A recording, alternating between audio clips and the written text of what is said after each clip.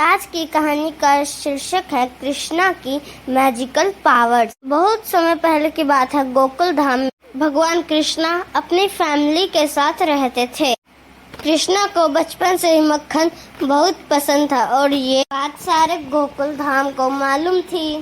कृष्णा को उनकी शरारतों के कारण सब जानते थे, लेकिन किसी को भी उनके मैजिकल पावर्स के बारे में कुछ भी नहीं पता था। वो अपनी मैजिकल पावर से कोई भी प्रॉब्लम से बाहर निकल जाते थे, लेकिन बहुत बार प्रॉब्लम्स में फंस भी जाते थे। अब एक बार की बात है, छोटे कृष्ण नदी बैठे हुए थे और गोपियों को देख रहे थे। गोपियां मक्खन के खाली पोट को मिट्टी से साफ कर रही थी। कृष्णा ने जब ये देखा तो उन्होंने सोचा कि मक्खन खाने के बाद वो भी अपना पेट मिट्टी खाने से साफ कर सकते हैं। उन्होंने मक्खन खाने के बाद अपने मुंह में मिट्टी भरना शुरू कर दिया। उनके बड़े भाई बलराम ने जब कृष्णा को ये सब करते देखा तो उन्होंने कृष्णा से सवाल किया। बलराम बोले, कृष्णा तुम क्या कर रहे हो और तुम्हारे मुंह में क्या है? मुंह खोलो जरा, दिखाओ मुझे। जिद्दी कृष्णा ने अपना मुंह खोलने से मना कर दिया और वहाँ से भागने लगा। उनके भाई बलराम कृष्णा के पीछे पीछे दौड़े और उन्हें पकड़कर माँ यशोदा के पास ले गए। बलराम बोले, माँ देखो जरा, कृष्णा अपना मुंह नहीं खोल रहा, पता नहीं क्या खा रहा है। यशोदा परेशान हो गई, कहीं कृष्णा कुछ गलत ना खा ले। कृष्णा से प्यार से बोला, कहा ना कृष्णा बेटा जरा मुंह खोल, माँ को दिखा दे क्या खा रहा है बेटा। यशोदा ने कृष्ण से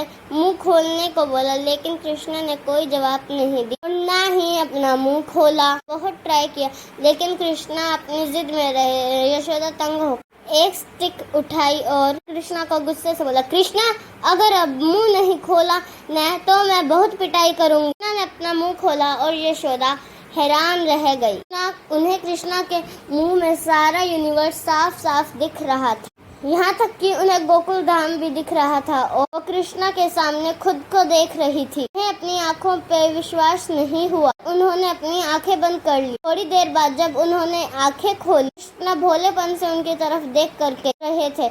यशोदा को उनकी मैजिकल पावर के बारे में थोड़ा पता चल गया, लेकिन उन्होंने किसी को कुछ नहीं बताया। उन्हें लगा अगर किसी को भी इन मैजिकल पावर्स के बारे में पता चल जाएगा तो वो कृष्णा को हार्म पहुंचा सकते हैं। छोटे कृष्णा अपने मैजिक से कुछ न कुछ करते रहते थे। एक बार जब उनकी माँ यशोदा मक्खन बना रही थी तो कृष्णा ध्यान से उन्हें देख रहे थे। था कि मक्खन बना के माँ यशोदा सबसे पहले उन्हें ही खाने को देंगी। तो कृष्णा मक्खन बनाने का वेट करने लगे। भूख भी लग रही थी, तभी उन्हें एक आवाज सुनाई दी, आम ले लो आम, ताजा रसीला आम ले लो। उनके घर के बाहर एक फ्रूट सेलर आम बेचने आया था। कृष्णा के फादर नंद बाबा ने जब ये आवाज सुनी तो उन्हें फ्रूट सेलर को घर के अंदर बुलाया। जैसे ही उन्होंने घर के अंदर कदम रखा, जूसी मैंगो की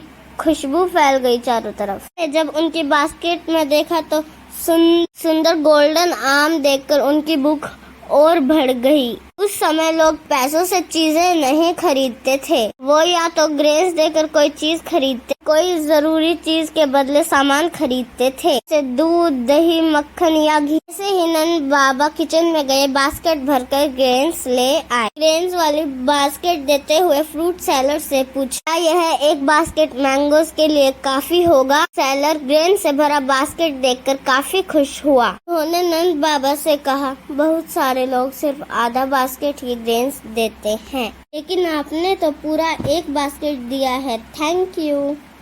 और उसने मैंगो से भरा बास्केट नंद बाबा को दे दिया। उन्होंने अपने फादर को बड़े ध्यान से आम खरीदते हुए देखा। उन्होंने सोचा, क्यों ना मैं भी अपने लिए मैंगो खरीद लूं। दौड़कर किचन में गए, मुट्ठी भरे ग्रेन्स अपनी हाथ में लेकर फ्रूट सेलर की ओर दौड़े। उन्होंने अपनी मुट्ठी टाइटली बंद की थी ताकि ग्रेन का एक भी दाना जमीन पर ना गिरे। उन्होंने मुट्ठी भर ग्रेन्स फ्रूट सेलर को ऑफर किए। फ्रूट सेलर ने कृष्णा की ओर ध्यान से देखा। उनकी बड़ी बड़ी काली आंखें थी और बाल बिखरे हुए थे और उनमें मोर पंख लगा हुआ था। वो कृष्णा को देखकर खुश हो गए। कृष्णा ने भोली आवाज में कहा, क्या मुझे भी मैंगोज मिल जाएंगे? उसने फ्रूट सेलर को ग्रेन्स देने के लिए जैसे ही अपनी मुट्ठी खोली, उनके हाथ में ग्रेन्स के कुछ दाने ही बचे थे। उन्हें लगा कि इतने कम दानों में उन्हें एक मैंगो भी नहीं मिल पाएगा। कृष्णा सैड हो गए। फ्रूट सेलर कृष्णा का जब सैड फेस देखा तो उन्होंने कृष्णा के हाथ से बचे हुए ग्रेन दाने लिए और अपनी बास्केट में ढाल लिए। उन्हें कृष्णा के छोटे छोटे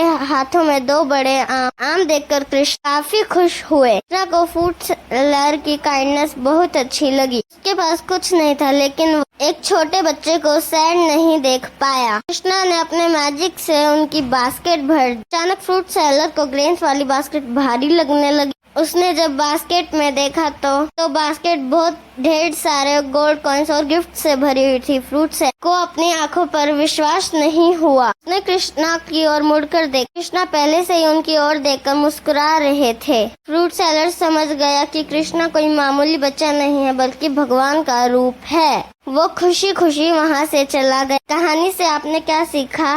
किसी को सैड नहीं करना चाहिए, सबके साथ प्यार से रहना चाहिए। कमेंट में जरूर बताना। बाय।